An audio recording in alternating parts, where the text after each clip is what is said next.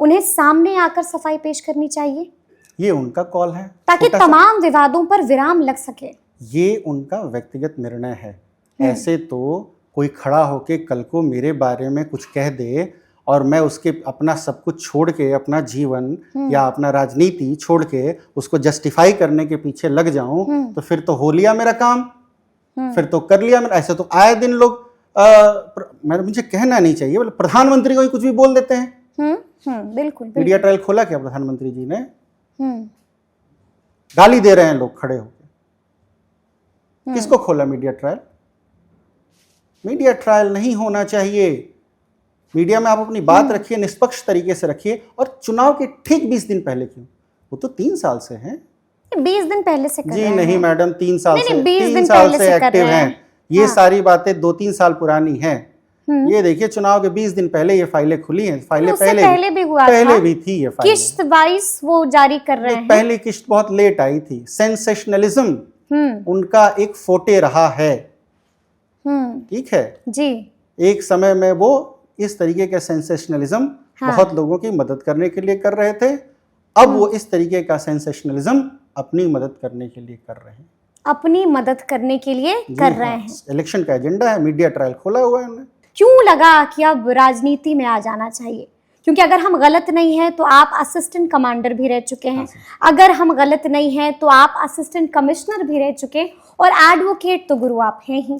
तो अचानक से कैसे राजनीति में आने का मन बना? जैसे मैंने पहले ही कहा, मैं छात्र राजनीति में बहुत एक्टिव था, राजनीति में जाने का मेरा मन था। लेकिन मेरे अभिभावकों ने पहले कहा कि आप अब एक बेंचमार्क क्रिएट कर लो, ताकि आपको अपनी रोजी रोटी के लिए राजनीति पे आश्रित न रहना पड़े। वो बेंचमार्क क्रिएट हो गया। Now I am free to move. कोई तो इमीडिएट कॉज होगा। नहीं, इमीडिएट कॉज क्या, शुरू से ये मन में था भाई, पहले नौकरी कर ली, नौकरी करके रिजाइन कर दिया, वकालत चल रही है, अच्छे खासे पैसे कमा रहा हूँ, इसमें अब क्या शक रह गया कि अब मैं इकोनॉमिकली इंडिपेंडेंट हो गया हूँ और अब मैं यह कॉल ले सकता हूँ।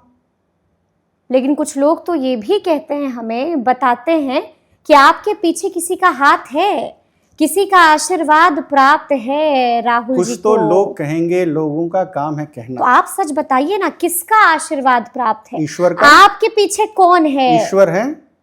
कोई तो होगा ना आपका पॉलिटिकल गुरु। माँ सरस्वती अखंड आशीर्वाद प्राप्त है। पॉलिटिकल गुरु कौन है? नहीं है। पॉलिटिकल गुरु नहीं है? नहीं है मेरे पॉलिटिकल गुरु। कोई तो होगा। जरूरत ही नहीं है। एनडीए है, अच्छे कार्यकर्ता को टिकट देगी। पॉलिटिकल गुरु की क्या जरूरत है? बड़ा रिस्क लिया है आपने। बिल्कुल।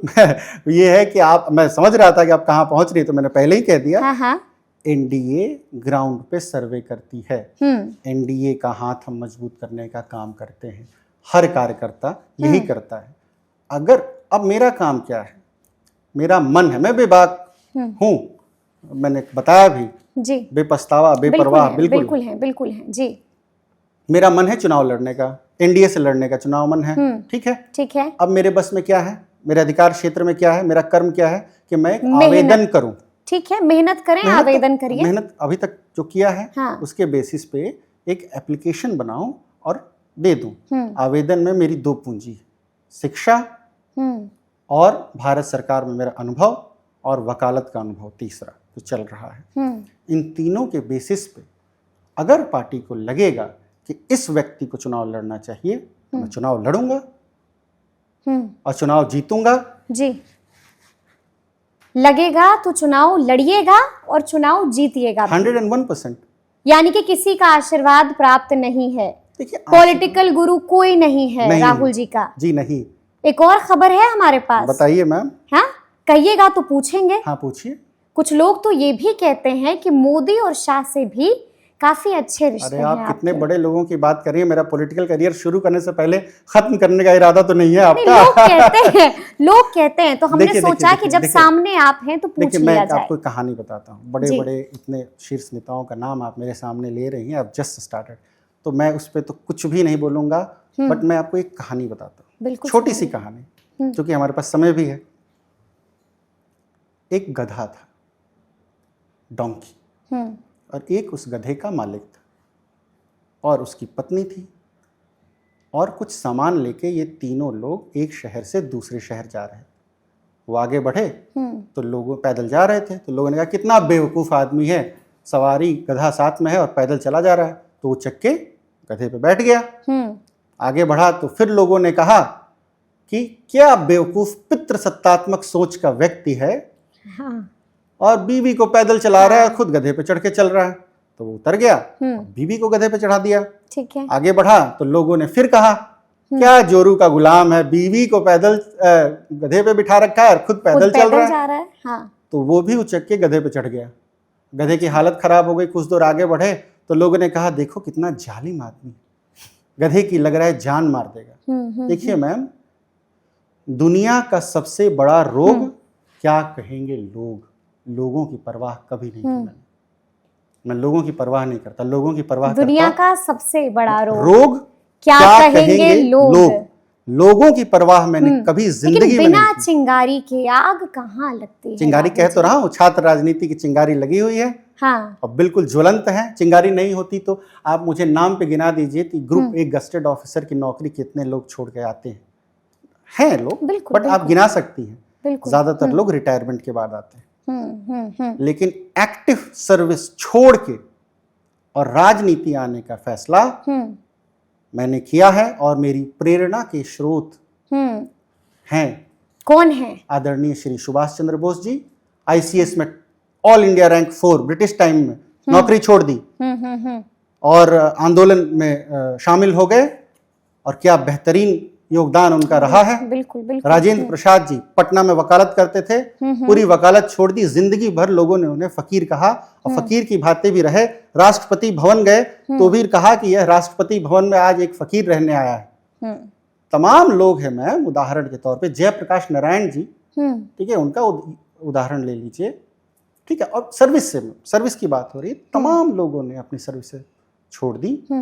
तो सर्विस छोड़ के आना, ये बड़ी बात, इसके लिए हिम्मत चाहिए, और ये हिम्मत इंसान पैदा होता है लेके, ठीक है। फौज में था, लेकिन डर लगता है कि नहीं?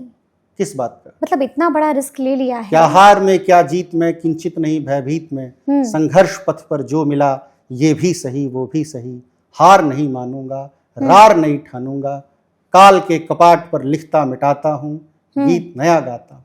डर किस बात का है? हम जीते हुए, हम जीते हुए हैं? जी हाँ, जीते हुए हैं। हम जीते हुए लोग हैं, जिंदगी खुली आंख से सपना देख रहे हैं। जी नहीं, हाँ, कहाँ जीते हुए हैं आप? जिंदगी को जीने का नजरिया है ये। मैं बताता हूँ कैसे जीते हैं। हमने एग्जाम जो दिया वो क्वालिफाई किया, हम वकालत में अच्छा कर रहे हैं, हम अपनी जिंदगी में एस्टेब्लिश्ड हैं। जो स्थानीय विधायक ने 5 साल में सोचा होगा करने के लिए, उससे ज्यादा मैंने अपने गांव में करके दिखा दिया है। उस पर जाएंगे तो हम तो उस पर जाएंगे, मन से जीते हुए हैं। मन के जीते जीत होती है और मन के हारे हार होती है। हम तो जीते हुए हैं, ऑलरेडी जीते हुए हैं। अच्छा, एक बात बताइए, हमने आपको शुरू में ही बताया है कि हम पूरे दिन डुमराव में थे, लगातार हम घूम रहे थे। एक बात तो तय है कि यहाँ पर आपने माहौल तो बना दिया है, यानी कि चुनाव तो लड़ना ही है। आशीर्वाद मिल चुका है, ग्रीन सिग्नल मिल चुका है राहुल जी को। चुनाव लड़ना है, हाँ। आशीर्वाद और ग्रीन सिग्नल नहीं मिला है। चुनाव लड़ना है लेकिन आशीर्वाद और ग्रीन सिग्नल नहीं मिला है जी, है? आवेदन दे दिया है। अच्छा, आवेदन दे दिया है, यानी कि मुंतजर हैं, इंतजार में हैं। बिल्कुल है। अच्छा, तो पार्टी कौन सी होगी राहुल जी? जेडीयू का ये सीट है डुमराव। हाँ। जेडीयू लड़ेगी, टिकट देगी तो हम भी लड़ेंगे। जेडीयू का सीट है डुमराव, जेडीयू लड़ेगी, टिकट देगी तो हम लड़ेंगे। वरना हम अपना जो काम कर रहे हैं अपने स्थानीय इलाके में वो करते रहेंगे।